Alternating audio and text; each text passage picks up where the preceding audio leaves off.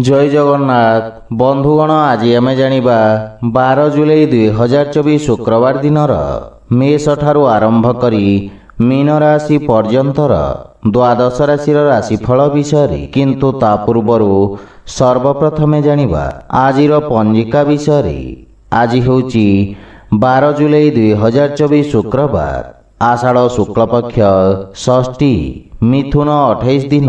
आज उत्तरा फाल्गुनी नक्षत्र ओ कन्या चंद्र। आजिर शुभ बेला दिवा 12 घंटा 26 मिनिट रु दिवा 3 घंटा 6 मिनिट पर्यंत। आजिर सूर्योदय प्रातः 5 घंटा 19 मिनिट। आजिर सूर्यास्त संध्या 6 घंटा 39 मिनिट। आज वृष राशि पुरुष ओ धनु राशि महिला मानक घात चंद्र एवं बिछा धनु ओ मीन राशि घात बार। आज निम्ब भक्षण निषेध।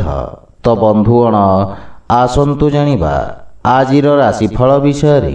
ता पूर्वर आम चैनल को जो माने नुआ करी आछंती तळे थिवा लाल रंगर सब्सक्राइब बटन को दबाई आम चैनल को सब्सक्राइब करंतु ओ पाखरे थिवा घंटी बटन को दबाई ऑल रे सिलेक्ट करंतु काहेकि ना आमे अपलोड करिथिवा प्रत्येक वीडियो रो नोटिफिकेशन आपण सर्वप्रथमे पाई परिबे। तो प्रथमे जानिबा मेष राशि विषय। आज आपण न्यायिक क्षेत्र बा कोर्ट कचेरी कार्य रे विजयी हेबे एवं आपणक सामाजिक प्रतिष्ठा वृद्धि पाइब। आपण कार्य क्षेत्र रे सफलता पाइबे किंतु एहा आपणक शत्रु मानक संख्या रे मध्य वृद्धि करिब। राजकीय पक्ष रे जड़ित व्यक्ति को विशेष सफलता प्राप्ति हेब। पारिवारिक जीवन रे संतान पक्षरु कोनोसी उत्तम खबर आपणको खुशी प्रदान करिब एवं संतानक उन्नति हेब। जीवन साथींक सहित मधुर समय अतिबाहित करिबे एवं जीवन साथी आपणक कार्य क्षेत्र रे चलिथिबा समस्यारु मुक्तिर मार्ग खोजिबारे आपणको सहाय्य करिबे। पितांक सहित संपर्क सुदृढ़ हेब। प्रेम जीवन रे नूतन उत्साह अनुभव करिबे एवं आर्थिक स्थिति क्षेत्र रे आर्थिक लाभर स्थिति उत्तम रही। छोटिया कार्यभार आपण मुक्ति पाइबे। स्वास्थ्य अवस्था उत्तम अनुकूल रही एवं पुराना रोगरु आराम मिलिब। स्वास्थ्य अवस्था किछि उन्नति आपणक मानसिक चाप को ह्रास करिब। आज आपण श्री गणेश लक्ष्मी पूजार्चना करंतु शुभ फल पाइबे। वृष राशि आज विद्यार्थी छात्र छात्री मानक पई समय विशेष शुभदायक रहिब। प्रतियोगी परीक्षा रे सकारात्मक परिणाम प्राप्ति हेब। इलेक्ट्रोनिक्स उपकरण संबंधित व्यवसायी माने विशेष रूप रे उपकृत हेबे एवं आपणक कार्य क्षेत्र रे आपणक पद प्रतिष्ठा रे वृद्धि पाइब। कोनोसी पुराना व्यावसायिक संपर्क रु आपण लाभवान हेबे। पारिवारिक जीवन रे संतान पक्षरु सुखद समाचार प्राप्ति हेब एवं परिवार रे हस खुशीर वातावरण लागि रहिब किंतु भाई भौणींक सहित किछि असामंजस्य स्थिति उत्पन्न होई पारे किंतु आलोचना द्वारा मतभेद दूर हेब। पितामातांकर सेवा करिवार अवसर मिलिब एवं तांक आशीर्वाद रु आपण सफलता ओ मानसिक शांति पाइबे। प्रेम संपर्क रे मध्य अत्यधिक उपेक्षा कारणरू किछि मनमालिन्यर संभावना रही। आर्थिक स्थिति क्षेत्र रे सुधार आसिब किंतु नगद धनर समस्या देखा देई पारे। स्वास्थ्य अवस्था रे चर्म संबंधित रोगरु आपण आराम पाइबे किंतु विषाणु जनित रोगरु विशेष सावधान रहंतु। आज आपण असहाय गरीब व्यक्ति साहाय्य करंतु शुभ फल पाइबे। मिथुन राशि आपणक राशि स्थान रु चतुर्थ भाव रे चंद्रदेव गोचर। भूमि और भवन संबंधित व्यवसायी स्थायी संपत्ति लाभ पाइबार मार्ग प्रशस्त करिब। अधा रहितबा कार्य को पूर्ण करिबा पई समय उपयुक्त रही। कार्य क्षेत्र रे अवरोध दूर हेब। आपण निज कठिन परिश्रमर उत्तम परिणाम पाई परिबे एवं आपण आशावादी रहिबे किंतु पारिवारिक जीवन रे आपणक पारिवारिक सुखरे किछि हानि घटी पारे। मातांक सहित किछि वैचारिक मतभेदर संभावना रहिछि एवं आपणक मनर जटिलता को परिवार रे प्रकाश हेबाकू दियंतु नहीं एवं जीवन साथींक भावना को पूर्ण ध्यान रखंतु। भाई भौणींक पक्षरु आवश्यकता अनुसार सहयोग प्राप्ति हेब। प्रेम जीवन रे मधुरता आसीब किंतु आपणको अन्यमानंक पक्ष बुझिबार प्रयास करिबा उचित। आर्थिक स्थिति क्षेत्र रे आकस्मिक धनलाभर जोग रहिछि। शेयर मार्केट बा लटरी आदि विपदपूर्ण कार्यकलापरु लाभ प्राप्तिर संभावना रहिछि किंतु मातांक स्वास्थ्य प्रति विशेष ध्यान रखंतु। आज आपण वृद्ध लोकंको सहाय्य करंतु, शुभ फल पाइबे। कर्कट राशि आज आपणक आत्मविश्वास रे वृद्धि घटिब। आपणक द्वारा प्रारंभ करा जायथिवा कार्य सफलता हासिल करिब। अधिकारी वर्गरु आपणको प्रशंसा ओ सम्मान प्राप्ति हेब एवं आपणक ख्यातिर विस्तार हेब। आपणक कार्य रे आपण समस्त प्रकार सहयोग पाइबे। व्यवसायी वर्गंक पई एही समय नूतन योजना क्रियान्वित करिवार उत्तम समय। आपण निज कार्य क्षेत्र को सफलतार सहित विस्तार करिवे। पारिवारिक जीवन रे विदेशरु किछि उत्तम समाचार प्राप्ति हेबारु मनरे प्रसन्नता अनुभव करिवे एवं परिवारर सुख समृद्धता पई आपण खर्च करिवे। जीवन साथींक पूर्ण सहयोग प्राप्ति हेब एवं बड़ भाईंक विशेष समर्थन आपणक उन्नतिर कारण हेब किंतु पितांक स्वास्थ्यावस्थार विशेष ध्यान रखंतु। आर्थिक स्थिति क्षेत्र रे उन्नति हेब किंतु समस्त प्रकार अनावश्यक देखै हेबा ठारू आपण दूरेई रुहंतु अन्यथा धनहानिर संभावना रहिछि। स्वास्थ्यावस्था रे उन्नति हेब किंतु सतर्कता बजाय रखंतु। आज आपण भगवान गणेशंकु धूप अर्पण करंतु, शुभ फल पाइबे। सिंह राशि आज आपणक ख्याति रे वृद्धि हेब। आपण निज विचारधारा सहित समस्तंको प्रभावित करिवे। वाणी तथा उपस्थापना क्षेत्र जड़ित व्यवसायी माने नूतन अवसर पाइबे एवं आपणक सामाजिक सर्कल रो विकास हेब। कला माध्यम रे आपणक ख्यातिर विस्तार हेब एवं आपणक कार्यशैली प्रशंसित हेब। वाणिज्य व्यवसाय प्रारंभ करिवा पई यह उत्तम अनुकूल समय किंतु पारिवारिक जीवन रे सान भाई भौणींक संपूर्ण ध्यान रखंतु एवं उत्तम मार्गदर्शन प्रदान करंतु। जीवन साथींक सहित उत्तम समय अतिबाहित करिवे। कोनोसी पारिवारिक संपत्ति पाइबा पई दृढ़ संभावना रहिछि। पितांक पक्षरु पूर्ण समर्थन मिलिब एवं आपणक व्यक्तित्व रे आकर्षण एवं आपणक पारिवारिक संपर्क सुदृढ़ हेब। प्रेम जीवन रे कार्य व्यस्तता हेतु किछि दूरता आसी पारे। आर्थिक स्थिति क्षेत्र रे प्रगति हेब किंतु अनावश्यक खर्च उपरे नियंत्रण बजाय रखंतु। स्वास्थ्यावस्था उत्तम अनुकूल रहिब किंतु अस्थि संबंधित जंत्रणा आपणको हैरान करि पारे। आज आपण सूर्यदेवंको जल अर्पण करंतु, शुभ फल पाइबे। कन्या राशि आज आपणक राशि रे चंद्रदेवंको गोचर आपणक व्यक्तित्व रे आकर्षणर संचार करिब। पद ओ गारिमा प्राप्ति हेब एवं आपणक सामाजिक प्रतिष्ठा मध्य वृद्धि पाइब। रियल इस्टेट संबंधित व्यवसाय रे लाभर परिणाम प्राप्ति हेब। वाणिज्य व्यवसाय क्षेत्र रे आपण करिथिबा परिवर्तन आपणको सकारात्मक परिणाम प्रदान करिब। विद्यार्थी छात्र छात्री मानक पई आशातीत क्षेत्र रे उच्च शिक्षार मार्ग प्रशस्त हेब। पारिवारिक जीवन रे कार्य क्षेत्र रे जीवन साथींक परामर्श आपणको सहाय्य करिब एवं जीवन साथींक सहित संपर्क रे प्रगाढ़ता आसीब। भाई और बंधु मानक सहयोग आपणको खुशी एवं आत्मविश्वास को वृद्धि करिब। विवाह योग्य व्यक्तिंक पई किछि उत्तम प्रस्ताव आसीबार संभावना रहिछि। प्रेम संपर्क निकटतर हेब एवं आर्थिक पक्ष मजबूत हेबाकु लागिब किंतु खर्च उपरे नियंत्रण बजाय रखंतु। स्वास्थ्य अवस्था उत्तम अनुकूल रहिब किंतु विषाणुजनित रोगरु आपण सावधान रहंतु। आज आपण गोमातांको खाइबाकू दियंतु, शुभ फल पाइबे।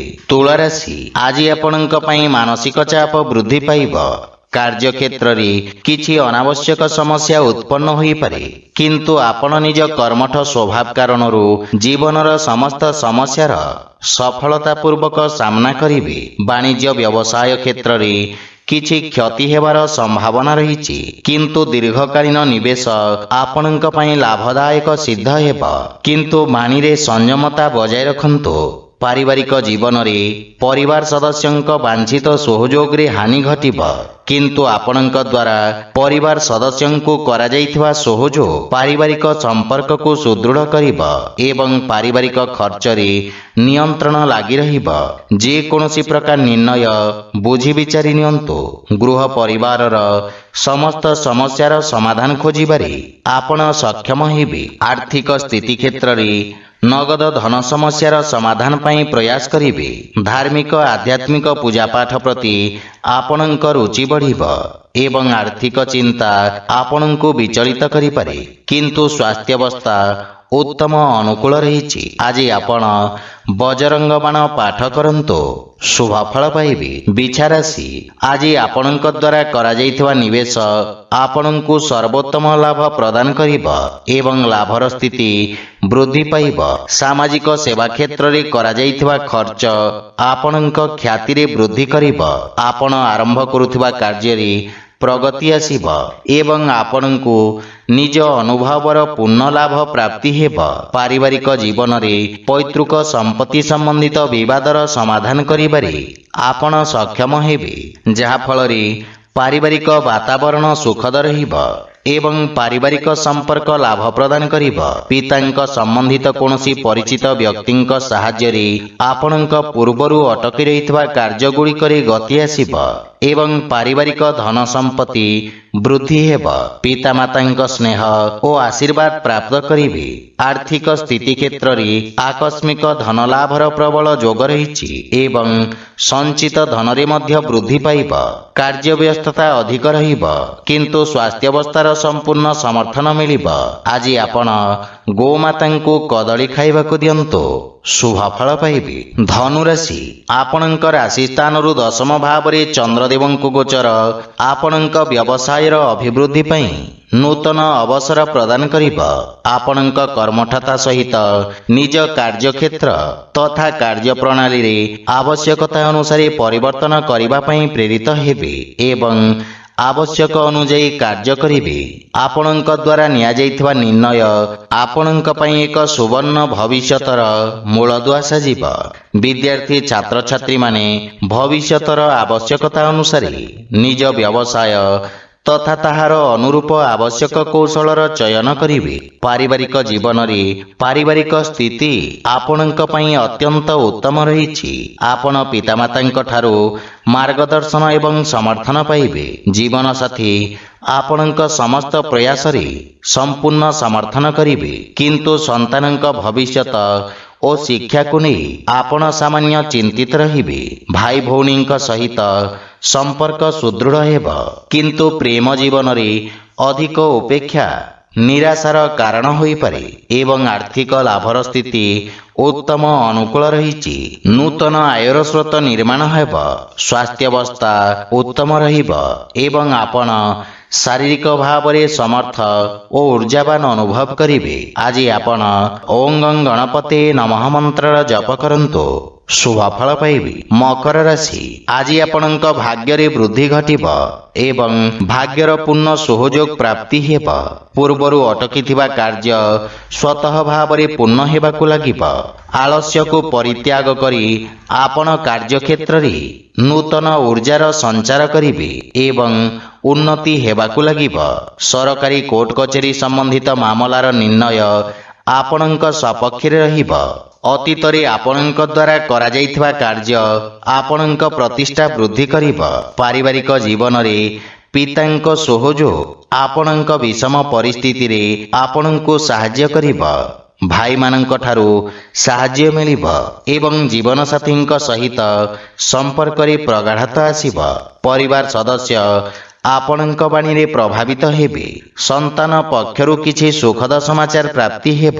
ପ୍ରେମ ଜୀବନ ପାଇଁ ସମୟ ଦେବାରେ ଆପଣ ସକ୍ଷମ ହେବେ ଏବଂ ଆର୍ଥିକ ସ୍ଥିତି କ୍ଷେତ୍ରରେ ନୂଆ ପରିଯୋଜନା ହେତୁ ଭାଗ୍ୟ ଆପଣଙ୍କ ସପକ୍ଷରେ ରହିବ।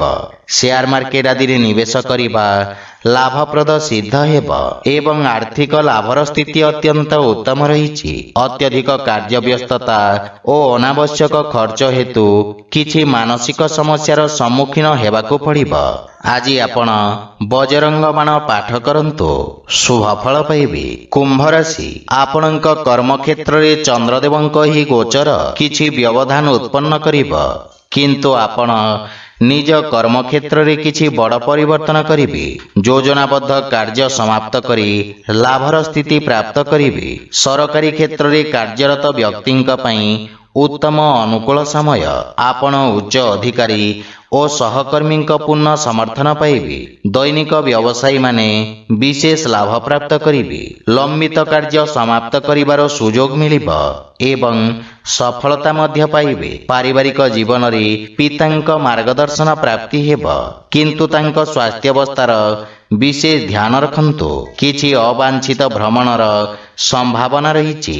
ପରିବାରର ସମ୍ପୂର୍ଣ୍ଣ ସମର୍ଥନ ଆପଣଙ୍କ ଉପରେ ଲାଗି ରହିବ।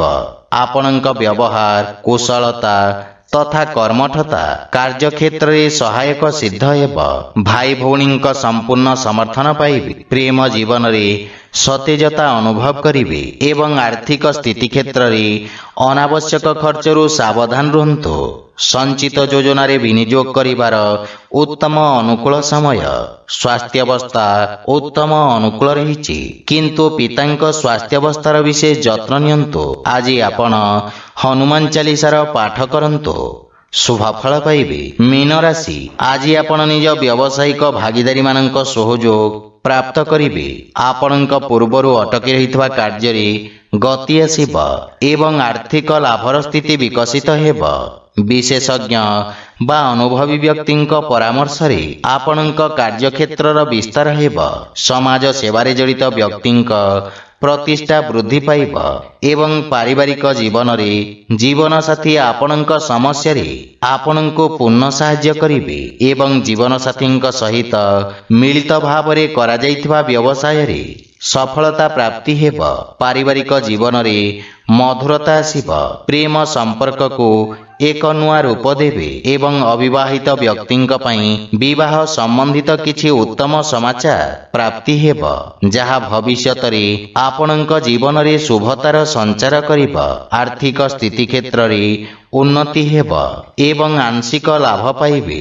ରାଜକୀୟ କାର୍ଯ୍ୟରେ ଆପଣ ସଫଳତା ପାଇବେ ଏବଂ ପେଟ ସମ୍ବନ୍ଧିତ ସ୍ୱାସ୍ଥ୍ୟ ସମସ୍ୟାରୁ ଆରାମ ମିଳିବ, କିନ୍ତୁ ସ୍ୱାସ୍ଥ୍ୟାବସ୍ଥାର ସମ୍ପୂର୍ଣ୍ଣ ଯତ୍ନ ନିଅନ୍ତୁ। ଆଜି ଆପଣ ବିଷ୍ଣୁ ସହସ୍ରନାମର ପାଠ କରନ୍ତୁ, ଶୁଭ ଫଳ ପାଇବେ।